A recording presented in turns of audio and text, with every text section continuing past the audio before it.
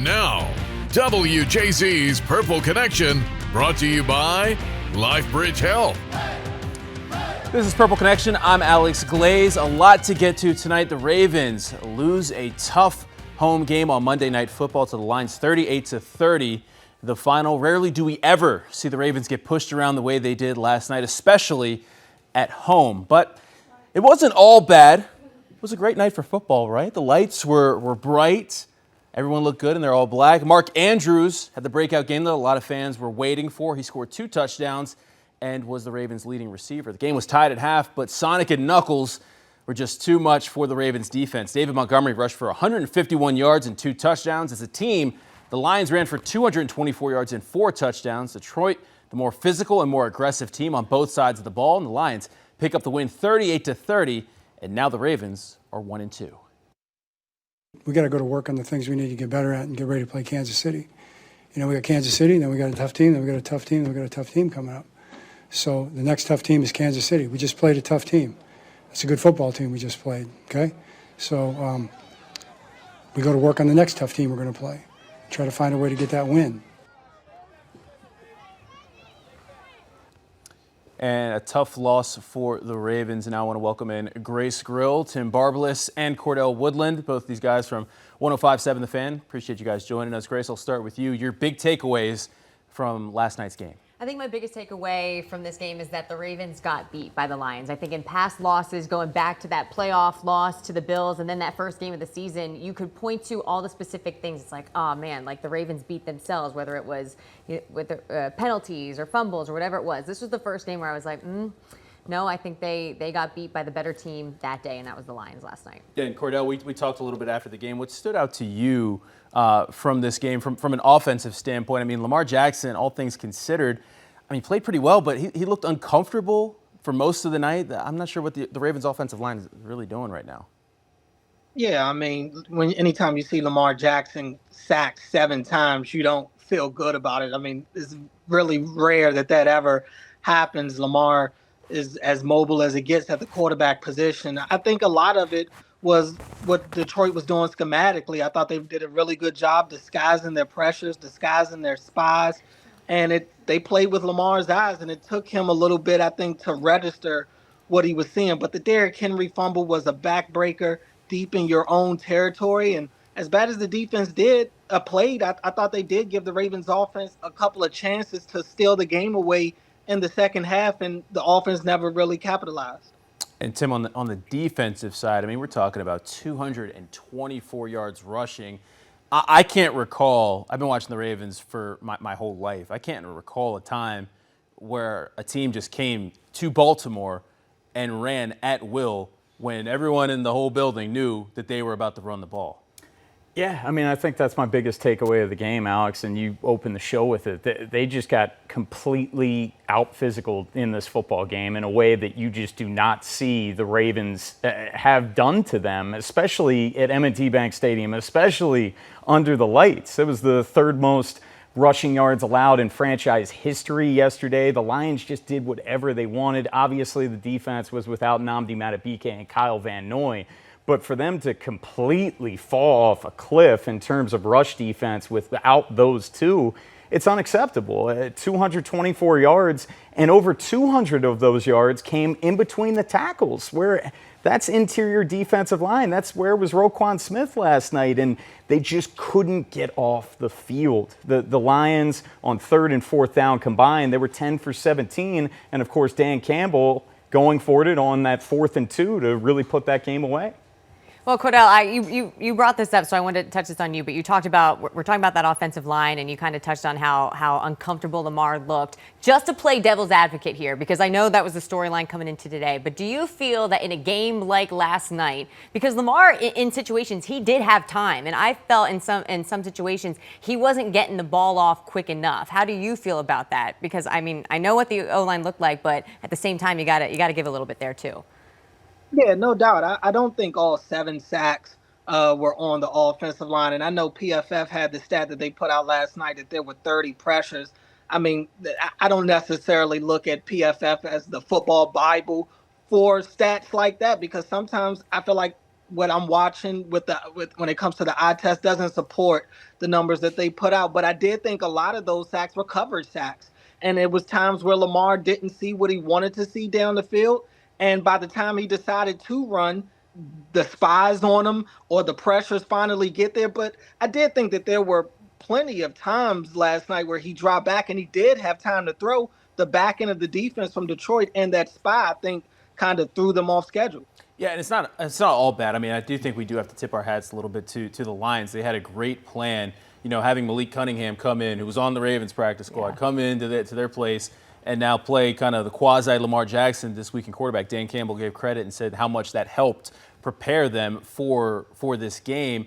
You know, I do want to touch more on the defense though, because we're talking about a defense that, you know, coming into the season was comparing or saying that the standard was the 2000s Ravens defense. This is a far cry from that. And, you know, I spoke with Marlon Humphrey last night after the game, and I just asked him through 3 games how he would assess where this team is at, or this defense is at, I should say. And here's what he had to say.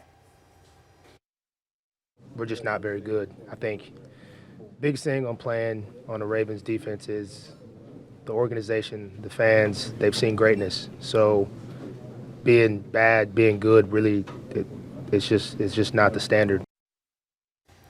Not the standard by any stretch, guys. Tim, I want to bring you in on this because, I mean, we've been watching the Ravens for a long time here. When you come into this season, on paper, I mean, to everyone's credit, no one was, you know, this is the on-paper Super Bowl champion team right here, right? Everyone's crowning these guys before a snap was taken.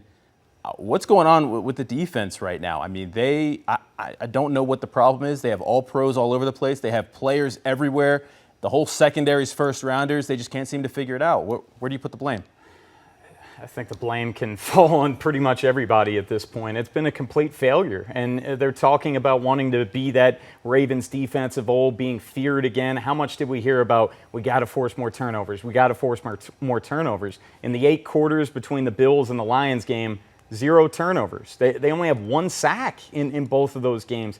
The pass rush has been non-existent at all for this defense. And I had Cordell on my show a little bit earlier just asking the question where last year the defense through the first 10 games was horrible. But then Zach Orr, they made some adjustments. Kyle Hamilton was playing more deep safety, and Darius Washington was inserted in. I just wonder what card can they play to fix this, because they got to fix this at this point. It's bad. Alex, you made a great point of just like they've got Pro Bowlers all over the field on that side of the ball. And I want to throw this in there too. It's a non-football stat, but like, do you think at some point leadership becomes maybe part of that problem? Like there's so many Pro Bowlers and so many dudes on that side of the field that it's just like kind of, all right, who's the guy that's going to go in there and rally the troops? You almost feel like no one knows when to step on each other. I think there's 2 sides to that coin, right? It could go one way where everyone knows what the expectation is, so you don't need that.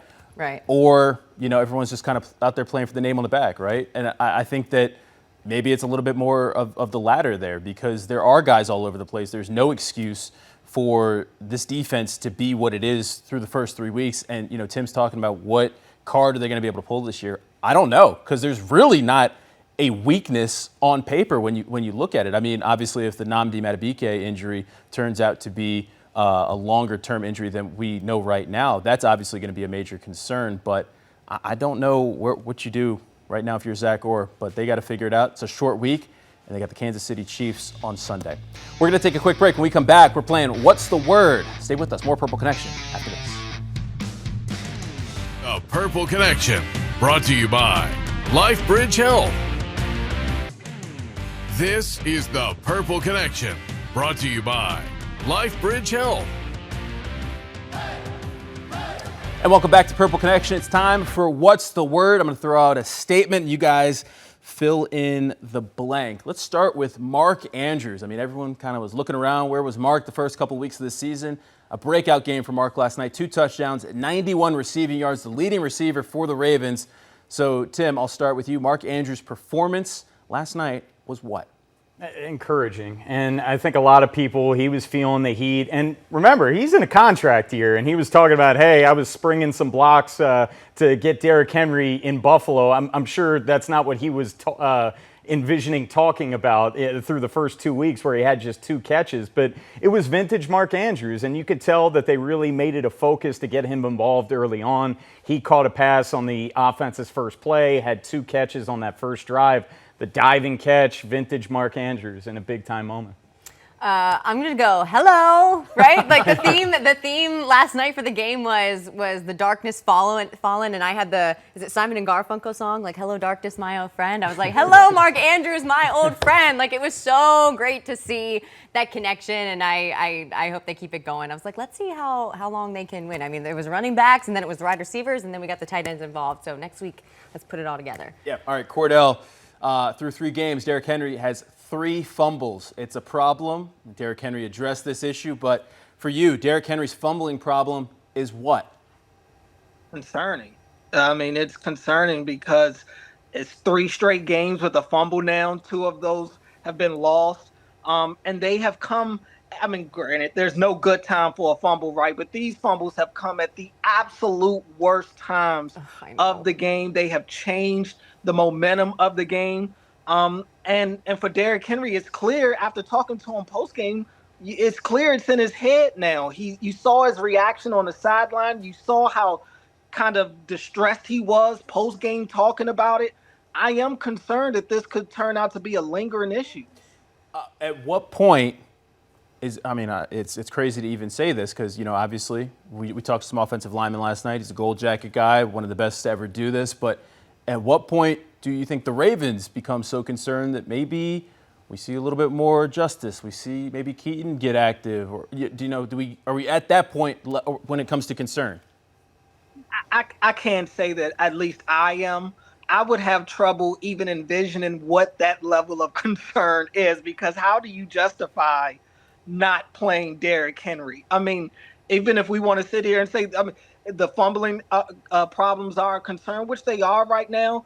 And I love Justice Hill. I think everybody that watches the Ravens enough will agree with that. But that's a massive drop off from Derrick Henry to Justice Hill or Keaton Mitchell or whoever you want to name there. So the hope is that this just doesn't become an issue anymore, because not playing Derrick Henry isn't a real option. I think for me, the word I would use for this is unfortunate, right? I mean, this is not – last night, Aiden Hutchinson punched the ball out from behind. He got it was in his offhand. It's just an unfortunate and untimely thing. I don't even know how you work on this. And I'm sure, there's a certain level of coach speak where he's just giving us, I'm going to work on this week. I don't know how Derrick Henry's going to work on holding on to the football. He knows how to do that. But it's just really unfortunate, the timing of all of this and the situation, because it's not like he is just, it's an issue because of the end result. But I don't think that Derrick Henry has a fumbling issue, if that makes sense. It's almost like he has a little bit. It's like the running back equivalent of like the yips almost. But at the same time, and I said this to Derrick at practice when we were asking questions. I said, like, every team game plans for him, right? And he should wear that as a victory band, right? Because it's just like, you are that good that teams are after you and game plan for you. And those things, when a whole team is focused on what you are going to do, you're going to have those incidences. But like Cordell said, I like the word unfortunate because of when it's happening in a game. It's happening at crucial points in a game.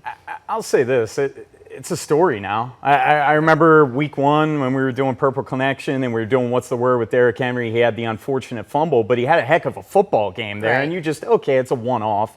Then it happened last week against Cleveland, and then again in the fourth quarter in a pivotal spot. And you saw how upset he was going to the sidelines, almost taking himself out, trying to throw his helmet down, where I think it's a little in his head at this point. I think it's hard to say otherwise. Absolutely. All right, and last one for you guys. Lamar Jackson, pressured 30 times, sacked 7 times, a career high for him. So, Cordell, I'll start with you. Lamar Jackson being sacked 7 times is what?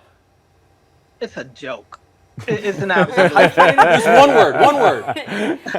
A joke. Just go. Joke. Because, I mean, we're talking about Lamar freaking Jackson right now, right? I mean, we're talking about the guy that when you think about a dual threat quarterback, Lamar Jackson at this point is the first guy that comes to mind. He leads our quarterbacks in rushing all time. He is also right now, obviously, the leader in passer rating of all time. Lamar Jackson should never be sacked 7 times.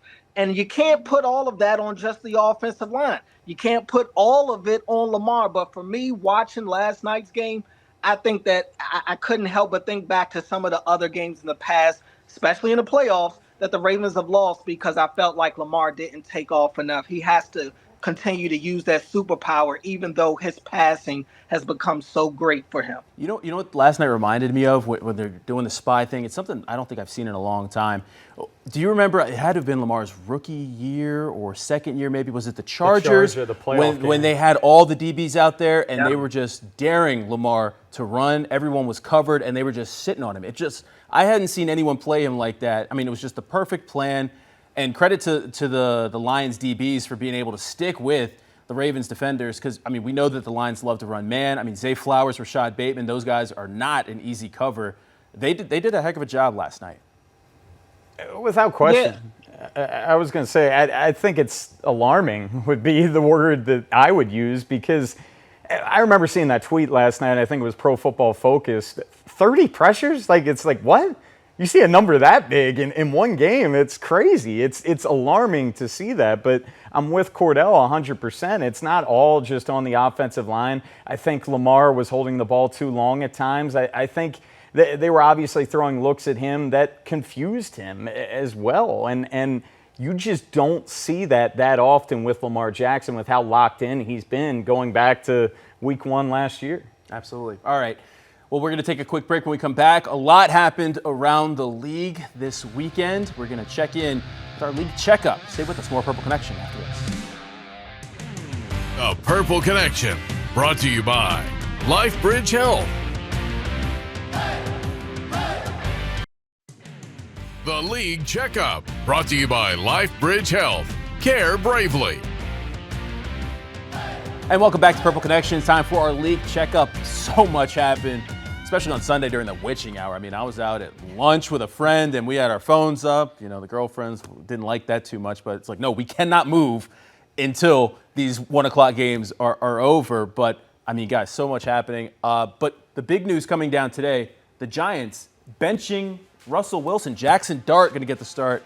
I was a little surprised that in the end of the Chiefs game, Dart didn't get a little bit of run. Put him in that low-pressure situation, but he's the new guy in New York.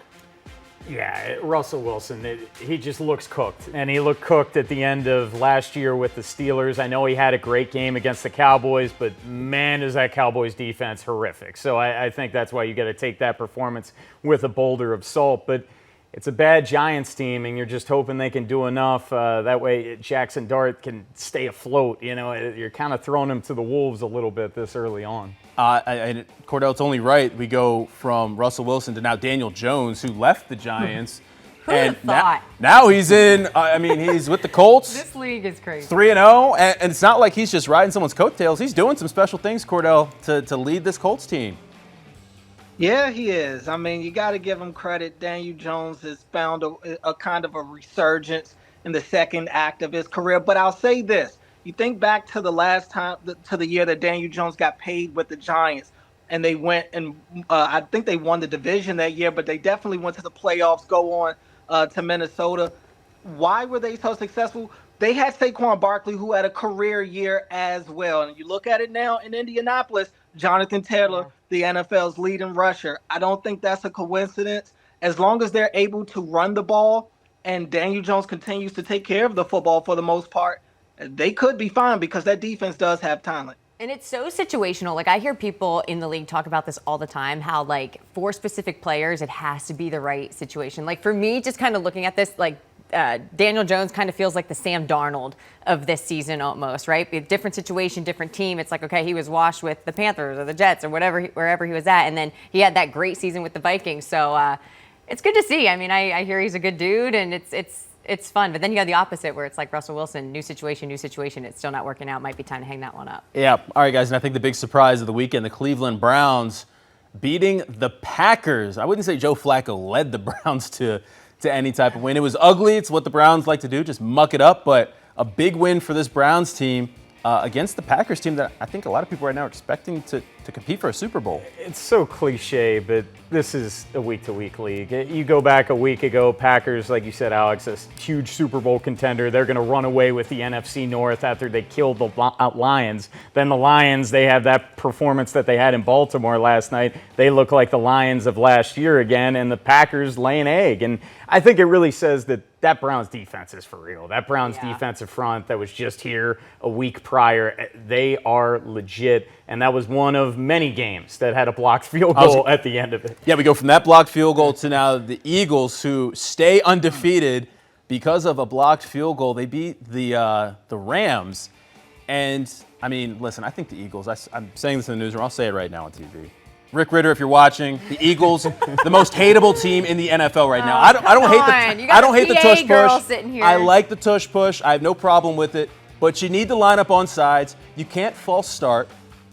I mean, come on, it's already an unstoppable play. But Eagles undefeated. I wish Rick was here right now to plead his case, because that would have been entertaining. I'll say it to Rick's face. All right, that'll do it for this segment. We're going to have more Purple Connection and wrap up the show when we come back. Stay with us. The Purple Connection, brought to you by LifeBridge Health.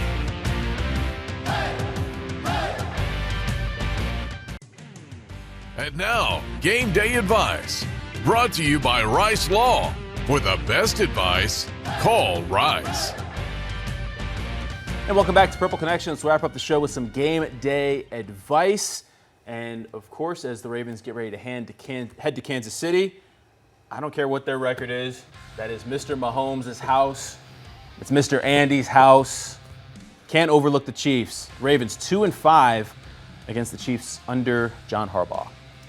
Yeah, and they only have one win against Patrick Mahomes, and that was back in 2021. So I'm with you, Alex. This is not a layup, and I understand that the Chiefs are vulnerable. Heck, the Chiefs look vulnerable heading into that 2023 AFC Championship in Baltimore, and that didn't end up going in the Ravens' favor, of course. But this is going to be a tough one, and it's a vital game for both of these teams, because who the heck thought after 4 weeks that one of these two teams is going to end up 1-3. I would argue that this game is bigger for the Chiefs, just from the standpoint, like, big picture. And, I mean, the Ravens are going to make the playoffs, right? They're going to win this division. I don't think there's any question about that, especially with the Joe Burrow injury. I'm looking at the AFC West. The Chiefs, they need this one. This is a big AFC game for them, so there's no question they're going to be up for this one. I mean, I would hope that after what happened on Monday night that the Ravens will be up for this one as well, but going to be a tough test for them, Grace. I'm going to pull the coach speak for once. I know I harp on this, but and say that first game day advice, so don't overlook the Chiefs. I don't think the Ravens are in a position right now where they can overlook anyone, just because, you'll hear coaches say, like, oh, we're focused on the next opponent, and I feel like that's where they have to be. I mean, they kind of have this air about them of like, oh, well, we're the Ravens, and of course we're going to come in and do that. And they should have that type of swagger with the team that they have, but the point is that they haven't necessarily proven that so far this season. So, yeah, don't overlook anybody, especially going there and winning. Absolutely. All right, let's bring in our question of the week as we, intro this for everyone. Of course, we do this every week. We want to hear from you on social media.